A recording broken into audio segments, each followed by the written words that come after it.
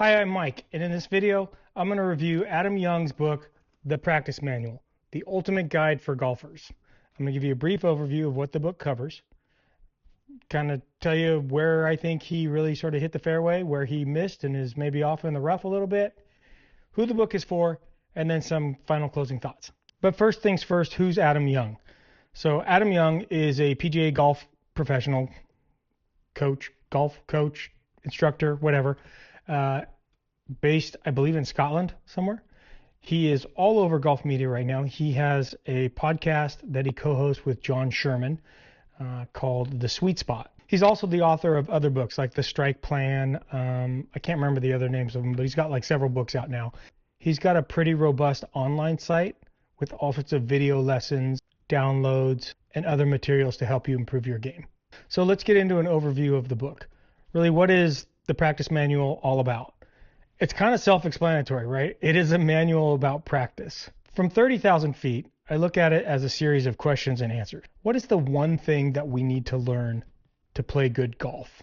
What are the obstacles to improvement? What tools are available to get our body and our brain learning? How do we build a practice plan that incorporates all of that and that truly leads to improvement, an improvement that we can transfer from the range to the course?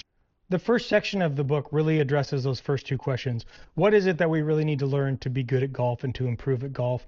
And then what are those obstacles that stand in our way from learning those skills?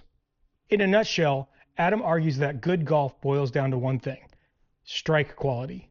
How well you hit the ball is a function, or really it's an outcome based on where you strike the ball on the club face. Is it in the center? Is it on the toe? Is it towards the heel? Are you hitting it high, hitting it low on the face? Also, where are you making contact with the ground? 2 inches before the ball?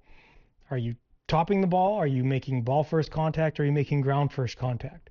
So strike quality is the number one thing. Everything else flows from the quality of the strike. He also covers ball flight laws, understanding the relationship between club face and club path and the effect that that has on ball flight is key to understanding what you're doing in terms of your quality of your strike. Is your face open? Is your face closed? Is your path coming too far from the inside, too far from the outside? We have to learn the distinction between technique, skill, and talent. So technique is how you swing the club. Skill is more of a results base. So it's a skill to make center face contact. It's a skill to make ball first contact. And talent really is sort of the upper limit of outcomes for both your technique and your skill.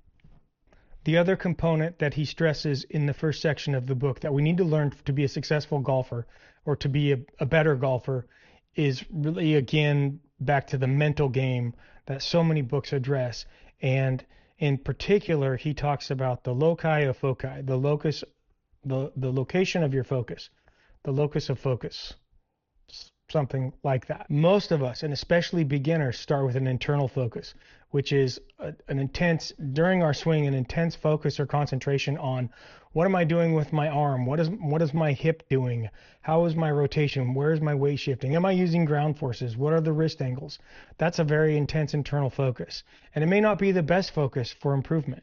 There's different phases of the learning process where an internal focus might be helpful, but it's not necessarily the best focus to have when you're out on the course and looking to perform.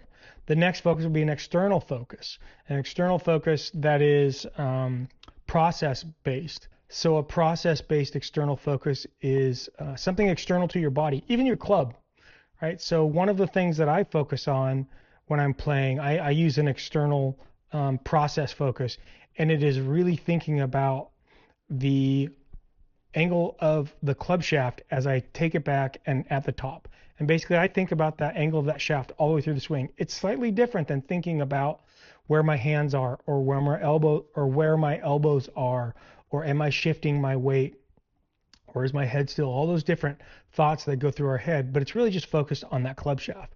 And I find it easier to sort of drown out a lot of the other swing thoughts. The other external focus is a results focus. And so you hear a lot about thinking about the target and thinking about, or looking at at a specific spot on the ground that I'm going to strike the ground or strike the ball, looking at a dimple on the ball. That's an external focus. The next level of focus is a neutral focus, where you're really just sort of in the moment, right? And not really thinking about the club, not thinking about your body, not thinking about the target, but just in a very relaxed state. And then sort of the nirvana of mental focus areas, or loci of foci, is a transcendental state, which is, I mean, you're just in nirvana bliss. And that comes every now and then for every golfer, but it's really hard to channel. So it's just a special state, I guess. The middle chapters of that first section of the book, I'm going to say there's a lot of discussion about learning and how the brain works, and what some of the barriers that we have psychologically to learning and changing motor patterns, because it's really tough. As anybody who golfs knows, it's really tough to go and fix problems, and they can be diagnosed pretty easily by a coach, but it's really hard for you to sit down and start making swings and make those changes that need to be made. And so he kind of goes into sort of some of the research and some of the academic study that shows what's really feeding into that, what makes that so difficult, and then also how we break free from that, how we kind of break out of those patterns and are able to actually see improvement in motor patterns that are ingrained in ourselves through years of bad habits at the driving range. The final section of the book deals with periodization and case studies. So periodization is really how do you break up those 5 different types of training and all the other tools that he gives you throughout the book, the gamification of practice and tracking and quantifying practice. How do you break that up over the course of the year? How do you implement that in the off season versus preseason versus in the season? The case studies are really sort of geared towards competitive golfers, I think. I think that there's like one for a junior golfer preparing for college, preparing for other competitions. So they're maybe not quite as applicable to the general golfing public, but there's still some information in there that I think is really good. And the periodization thing is really quite handy because a lot of us don't get to golf as much in the wintertime, and we do focus more on practice.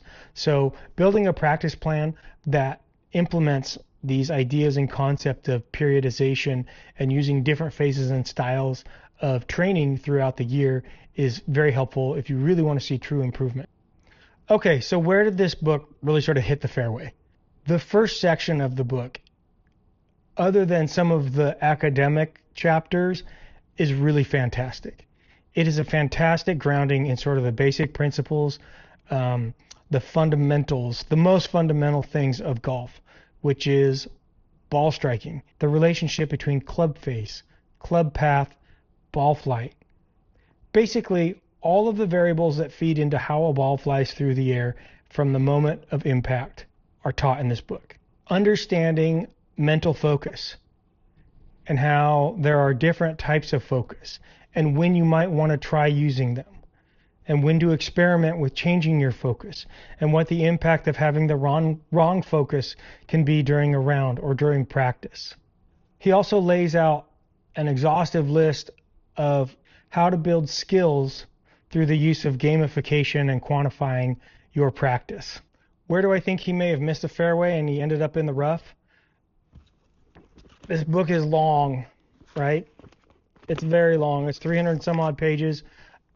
There are chapters that are interesting. Like, I'm a big nerd and I read, science, nonfiction science books, and they're interesting to me, but to the golfer who's just looking for the nuts and bolts of practice, of learning and what they should focus on and how to build a practice plan, there are going to be a lot of chapters in this book that you could probably just skip and be fine.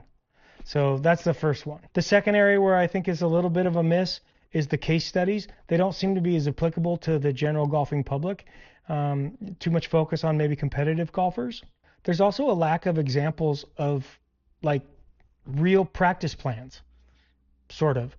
Like, show me, using all of these concepts, show me what someone's weekly practice plan looks like. Someone that's a 15.5 handicap, right? And who wants to get better. What does that practice look like in the off season? What does that practice look like, in the season, and maybe specific examples of how they're gamifying their practice in that time. Specific practice plans might be available on his website. I really don't know. And maybe through some of his other coaching work that he does, you may be able to download. I mean, it really seems like the kind of thing that's built for a spreadsheet where you say on Monday, here's what I'm doing at the range. I'm hitting 45 balls and this is what we're doing. And we're measuring these things and just those things. And then when we're done, we're walking off the course or we're walking off the range. It seems pretty easy, but they're not in the book. They're not in an index or an appendix full of forms or anything like that. And to put it together, you really sort of have to hunt and peck throughout the book and remember, okay, now where did he talk about that particular aspect of building that skill set? And how do I build a sort of a quantitative practice plan on that skill set? Okay, so who's this book for? As with most golf improvement books, I think it's probably for just about everybody. There's really, depending on how deep you want to dive into it, there's something for the absolute beginner. Actually, this is fantastic for the absolute beginner, but all the way up to, really accomplished players. There's a lot of stuff in this book. It is a very densely informative book. So, but I do think that mostly it would be beneficial for probably junior golfers, new golfers, and then folks like myself that are in that sort of mid handicap range that are really trying to break through a plateau to improve and go to the next level. That's who I think probably most benefits from this book. Okay, a couple closing thoughts. So I do recommend this book. It's actually really, really good. And I did implement right away. I implemented some of the really basic stuff that was taught at the very beginning of the book. I read this book back in probably late October, early November of 2024. And I'm in Oregon.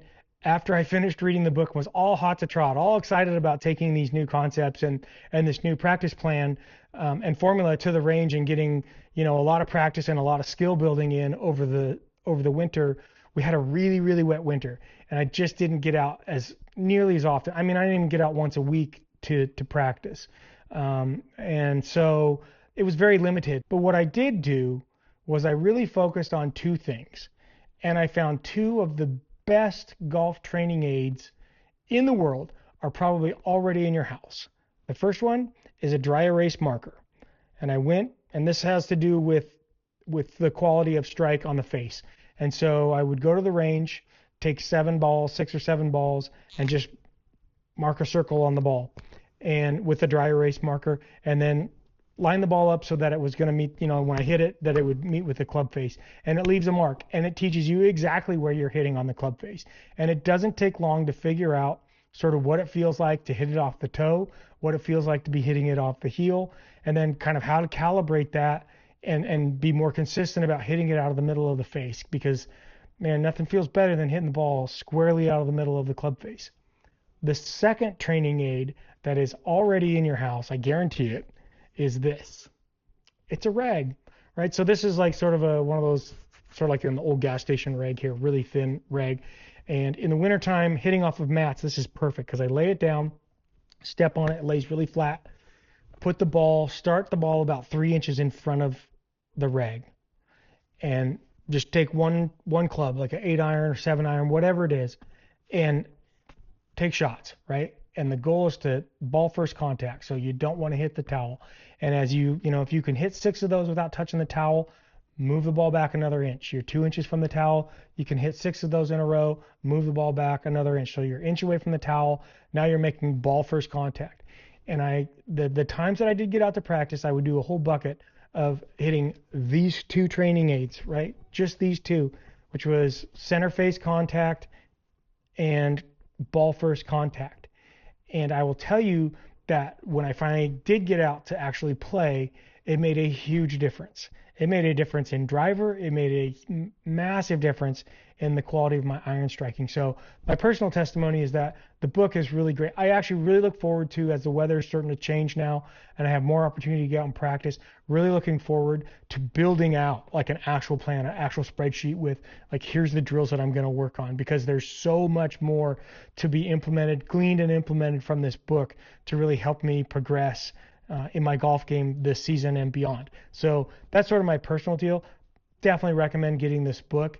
It's dense, but very informative. Okay, so that's all I really have to share with you on the book. I do highly recommend getting Adam Young's book. Listen to his podcast, The Sweet Spot. It's with John Sherman. I also reviewed John Sherman's book, The Four Foundations of Golf. Together, they're like a dynamic duo of golf improvement, and it's really practical stuff. This is another great way to improve your golf game while sitting on your ass in your chair over the winter, because it doesn't require you really to get up and do anything as you're reading through it. So take that for what it's worth. See you in the next one. Thanks.